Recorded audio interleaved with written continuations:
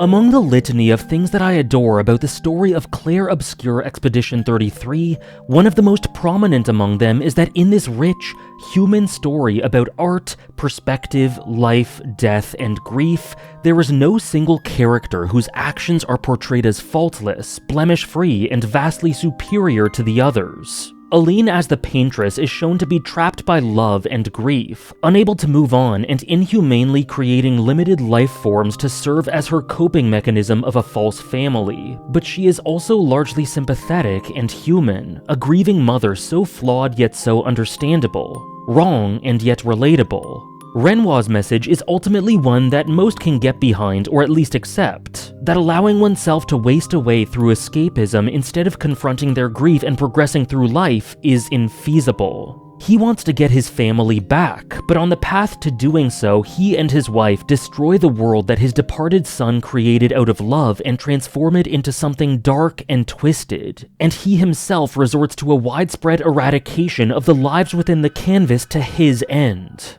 Verso, as I discussed in my video on him, is immensely selfish, dishonest, and cruelly manipulative, but his ultimate conclusion ends up lining up with Renoir's, and it's all done for the sake of genuine care for his family from within the chains of his existence. And then there's Maelle, someone racked by an inner desire to be free, who finds no freedom in reality, who then ultimately tries to preserve her happiness and world and the people that she fell in love with, but who falls in the same trap as her mother, confining Verso in a similar way while desiring to resign herself to a slow death instead of confronting her pain. Now, what I love about all of this is that every perspective is understandable and sympathetic, full of relatable and good points, yet very flawed methods. Renoir and Verso's endpoint is the one that most would agree with and that I believe the game portrays as the ultimate way to go about the situations that the Descendres maneuver, to move on in reality while taking solace in memories. But their methods are so colored by self-interest, manipulation, and widespread pain that they aren't at all portrayed to be the thesis of the game in character form. Whereas Aline and Maelle's inability to move on is portrayed as mistaken, but also as a sad, inescapable reality of the pitfalls of grief and love with tons of understandable nuances attached. All of these characters have points to make. All of them are right in some ways and wrong in others. None of them are good people and none of them are evil. They are simply human. Verso, stop! You can't just decide this for everyone! We're all hypocrites, doing the same thing to each other. Yet, an unfortunate reality is that the choice at the end of the game is often portrayed as black and white and simple and easy, and as a byproduct, Maelle is often viewed with an unfairly unsympathetic lens. I've seen her described as stupid, malicious, and heartless, none of which are fair to describe her as, and all of which indicate a lack of empathy and perspective that goes against the spirit of the story, in my opinion. And while I would pick Verso's ending, Maelle is a phenomenal character full of more nuance than some are willing to see. Just like Verso, she is absolutely flawed, and we see that she's capable of horrible things. But to look at her as a binary, shallow little girl and a villain is very much dismissing the thought and richness put into her character. To start, it's important to establish that, as I stated in my Verso video, the beings that exist exclusively in the painting world are real. And by that I mean that while they are beings living in a canvas, that canvas is a reality, and they are sentient humans indistinguishable from those outside of it. Many seem to disagree with this and call them fake, very likely partly because it makes the final decision easier and much less uncomfortable. But that isn't the case, and they are indeed living and breathing, four-dimensional people comprised of all that makes human beings human beings. It is true that death functions differently for them, of course, as they can be erased and repainted and resurrected, so it is entirely fair to factor that in when making the choice in the ending. While there is a difference between Noko's resurrection as a whole new being and Lune and Ciel's revivals with continuity, there is a distinction here between their deaths and the deaths of those outside the painting, and as a result, I think it's fair to evaluate their lives differently than those for whom death is permanent and final. But to me, to reduce them to simulations, AI chatbots, and other cold mechanical terms that I've seen some use runs so opposite to the intent of the work that it really makes me sad.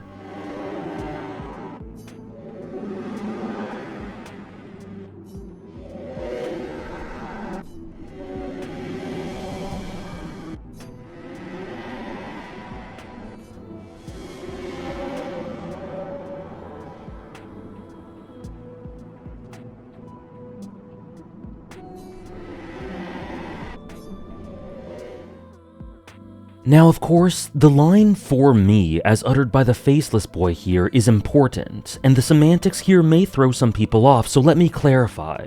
It's less important to state that these people are real due to how realities are conveyed in the story, and more important to state that my point is to emphasize that Gustave, Lune, Ciel, and everyone in the painting are sentient forms of life and humanity with value. While I say that they're indistinguishable from the Descendres, I mean that if you look at them in a vacuum and compare them to those outside the painting. Sort of the way that we were all surprised when we learned that they were painting creations at first because they felt just as real as anything.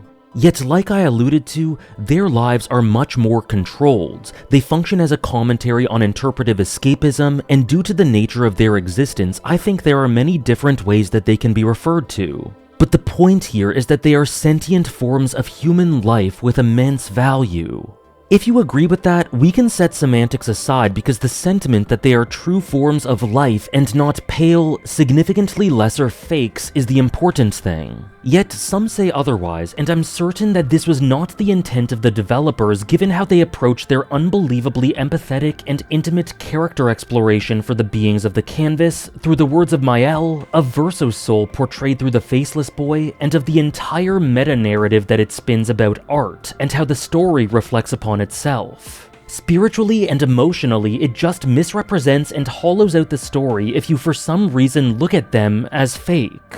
It's crystal clear. These are real forms of life. The tribalism and extremes in the discourse are really unfortunate, and personally, I think dehumanizing either side of the choice and believing it to be easy while viewing any side as wholly right or wholly wrong is ignoring a lot of the craft and richness put into the story. And so the way to view the Descendres as the creators of this world is not that they are computer programmers who simulated realistic AI. Rather, they are the equivalent of gods who created genuine forms of life that they can control to an extent. It's fair to think of these characters differently because of the nature of their creation and how death affects them. But the story states that they're still incredibly valuable forms of life, that they're people. And so that must be factored in when looking at Renoir and, more pertinently, Verso's decision to erase the canvas. In doing so, he is killing countless, many of which he cares about. And he certainly doesn't view this as him deleting imitations of humanity, but rather as him killing real people. Conversely, in acting to maintain the canvas world, Maelle is saving all of these people. Sure, she's not doing it for entirely selfless reasons, and by keeping the world alive, she is acting in large part out of self-interest, but she is also saving these people that she cares about and allowing them to continue to live out their lives, and that means something.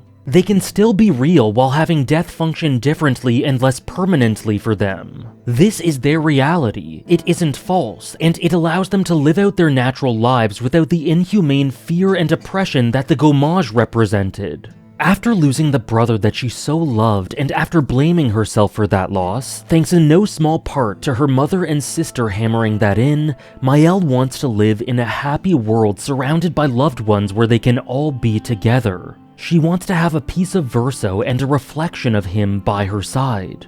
After being permanently scarred as a reminder of her guilt and pain, she wants to live in a reality where she doesn't grimace at the face that she sees in a mirror, where she feels no shame. And she simply doesn't want all of these people that she's grown to love to die. All of that is deeply understandable and relatable, and there is no ill intent or malice here. Just a wounded young girl. And yet, what she does here is without doubt an unhealthy coping mechanism of escapism formed by her grief, shame, pain, and desire to feel whole and normal again, and she is unable to let go of a world that grants her all of the things that she wants. Friends, a beautiful face, a Verso who has not sacrificed himself for her, a life that represents freedom and happiness instead of agony and guilt. I can't imagine the horror that Maelle feels at her disfigurement or at her specific grief and shame, and I'm lucky and privileged enough to not be able to relate. But despite that, I totally understand her fervent desire to escape that life and not face reality, because reality for her is hell, just as reality for Verso is torment. And that's why her perspective and decision are understandable. Not right, but understandable and real and gray. And associated with this perspective is her way of trying to keep Verso with her and the method through which she attempts to do so. It's a tragic idea that centers around the fact that Verso is performing on a piano in her ideal world at the end. It's been established consistently throughout the story that despite being forced to paint, Verso instead adores music and specifically playing the piano. It is his joy and respite, and it is where he can transport himself to a world of beauty in a life that otherwise stifled him. He shares beautiful moments playing on it with Lune and Maelle, and bears his soul to both through expressing his love for music.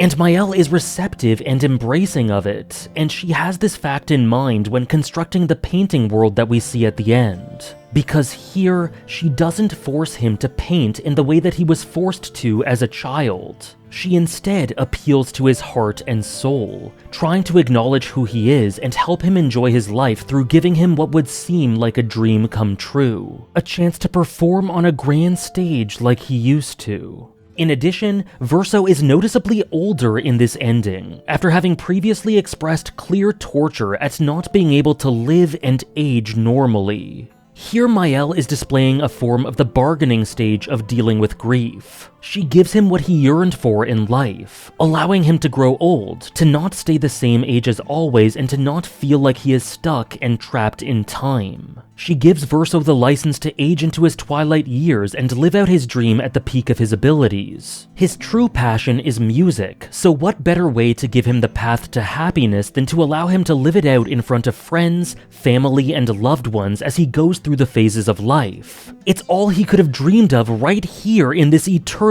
paradise. Except it isn't paradise at all. Because in spite of all of this, Verso is still stuck and trapped. Verso desires an end. He desires what he encourages Maelle to do, to move on. And a life where he achieves his dream and true happiness in the context of a world that is forced on him becomes less of a dream and more of a nightmare, because it is not a life of his own making that will eventually end as all lives do, and it is not a life that helps him feel like he is less of a reflection of the original Verso and more of his own person. And the futility of this attempt just guts me. Maelle is desperately trying to do all that she can through the design of this world to make Verso happy and receptive to her choice to maintain it. I'm sure part of it is selfish, but likewise she genuinely wants Verso to be happy, and this is how she expresses this. Yet despite that, all she ends up doing is force him to partake in a world that he has no place in, further trapping him in the way that he so despised and wanted to be free from his entire life. While the context is different, for Verso this is the same cage that he has been trapped in his whole existence, arguably made worse because it makes him resent and feel negativity towards the only things that gave him happiness. His connections with others, and his love for music. You're not Verso, no. You look and sound just like him, but you're you. I don't want this. I just wanted to live this lifetime together. This lifetime that was stolen from us. Please. Bro. Please.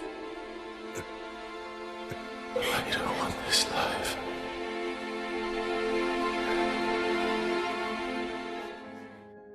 When used in moderation, art is a beautiful form of escapism and fulfillment, and this painting world is absolutely real. But in this setting, there are multiple realities, and Maelle uses this one to escape from hers without confronting her own trauma. I've seen some argue that this is fine for her to do given how hellish her life is, and it's a valid point. But while my perspective is limited, to me that isn't healthy, nor is it a viable way to live, as difficult as it is. And as someone who wants the best for Maelle, I think that she can find value in fighting to live rather than dying here and now. And I want that for her, while obviously taking major issue with Renoir's methods. Now, to connect back to my defending of Maelle as a person, I think it's important to establish her intent here. In her ending, I don't believe that Maelle actually intends to trap Verso. And what I mean by that is that I don't think that she's malicious at all, and I don't think that she wants to put him through any pain.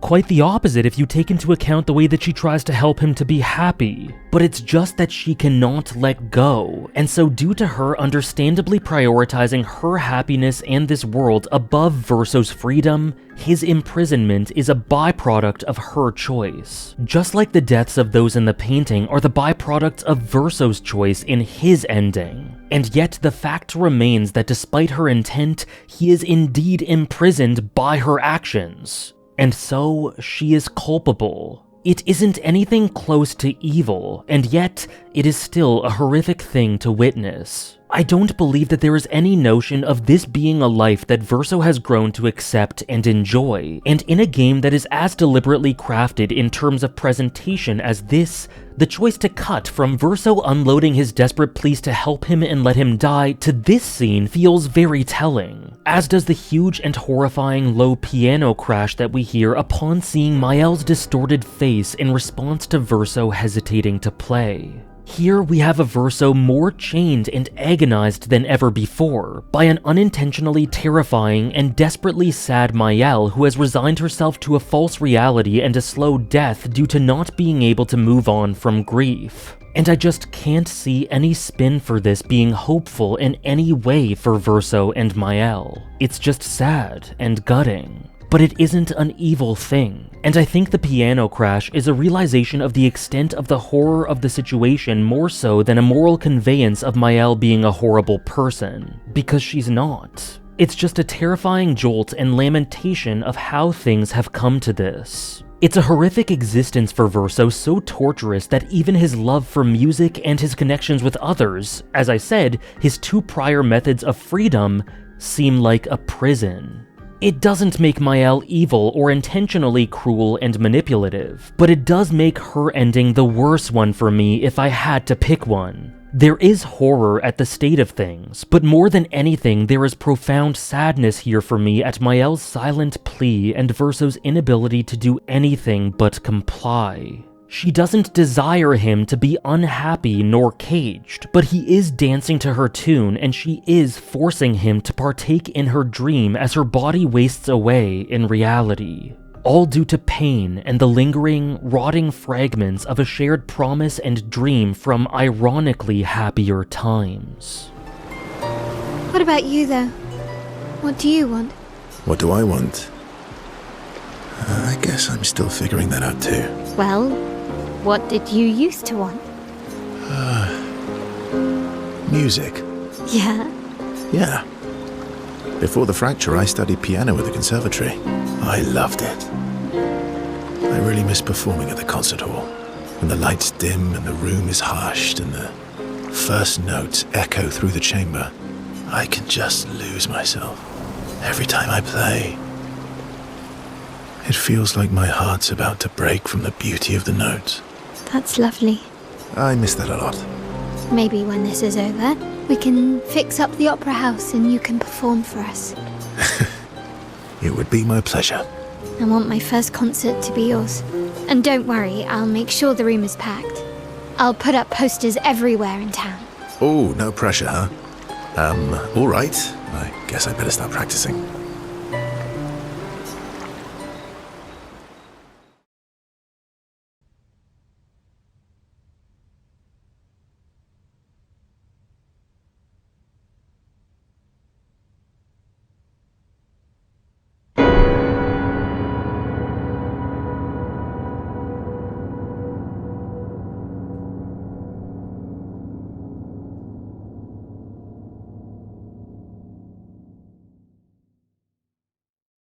As you can no doubt tell, I do feel very strongly about this, but my viewpoint is far from the only valid one, and the fact that this game can inspire such different takes is indicative of how rich it is. You may not agree, but to me, this is the more bad ending of two bad options, with Verso's path being the one that I would pick if I really had to. I don't think of this as the good or true ending, and rather think of the ending of the game as the thematic message provided through a combination of both, but this would be my choice. Because while Maelle's choice offers maintained life and happiness, it is also stagnation, death, and a perpetual cycle, whereas Verso's path at least offers a chance for moving on. The death of the world and all of the lives that we've come to know and love make it miserable and full of conflict, and that's a big part of why Verso's choice is flawed, along with him denying Maelle of her agency. But nonetheless, if I had to pick one, this is it, because it provides just a glimmer of hope for the future for Maelle.